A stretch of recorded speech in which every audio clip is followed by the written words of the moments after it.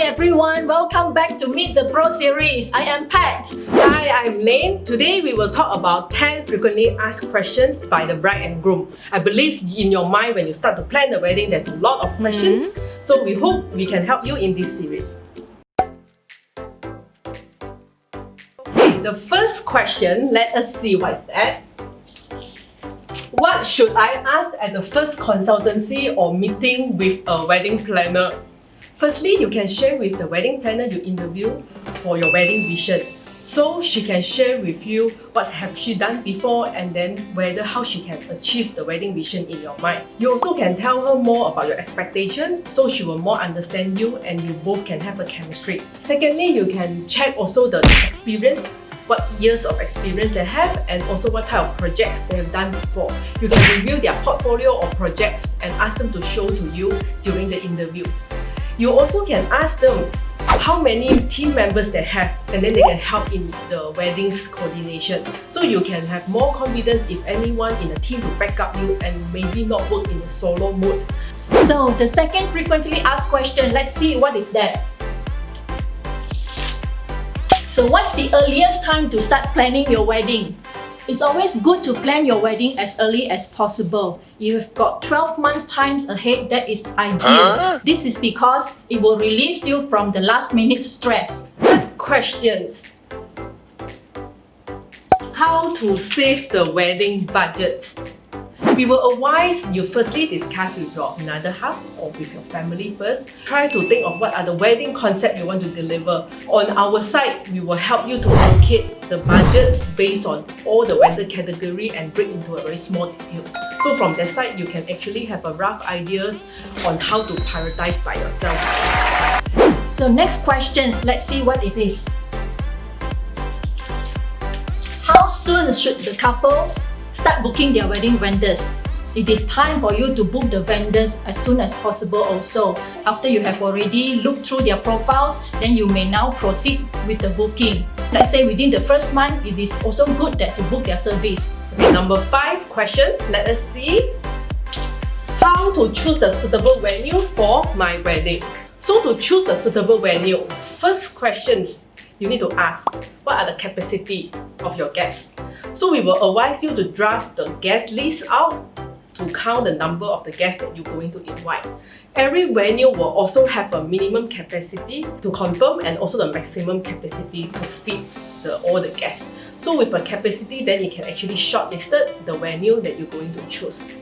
Secondly, think of what are the wedding theme that you would like to have, because every hotel will have their own interior or event space or restaurants. So you have to think of like what type of wedding theme was suitable with this venue. Then you will definitely easy for you to choose the venue that you like. The next questions where couples will usually ask is, let's see. The popular venues for your wedding. So how do you define small wedding? To us, it is like within 150 of the number of guests. Then what are the possible venues that you may choose from? Let's say the Glasshouse Puteh, you've got Ampang Glasshouse, you've got Lim Meridian Glasshouse as well. Then the other locations you may consider would be the EQ Conservatory Room. And you also got another location which is called the Saljana KL. Now, talking about the out-of-town venues that you may consider also like at Janda Baik, where you've got Tanah Rimba there, can organize smaller weddings also. So the question 7. When should I send out save the dates and formal wedding invitations? So usually we will advise the couple send the save the date 6 to 8 months before the wedding and also send out the formal invitations 3 months before the wedding. Then you can do the RSVP 1 month before the wedding and get the final count of the guest list. Then you can send to the venue and inform them how much food to prepare. Next frequently asked question, number 8. Let's see what it is. How many bridal parties you should have? The bridal parties are your bridesmaids and the groomsmen who were involved in the ceremonies. For Chinese wedding, we've got gate crash games. For the Christianity wedding, we've got church wedding, and there are also very popular one is called the wrong wedding or outdoor wedding ceremonies. So what are the factors that usually reasonable? We would suggest that, let's say, 6 bridesmaids and 6 groomsmen, even number, that would be great. Another factor to consider is you can choose only one person, be your maid of honor and be your best man. So there is no fixed number actually. Question 9. About alcohol. How many types and how much quantity should I prepare for my wedding? Generally, let's say we have 300 packs in the wedding reception. We will advise like you have 2 wine bottles per table, which you can start serving from cocktail to dinner. And then you have 2 beer barrels. 1 beer barrel will about 80 glasses of beer, which will be sufficient to start serving from cocktail to dinner receptions.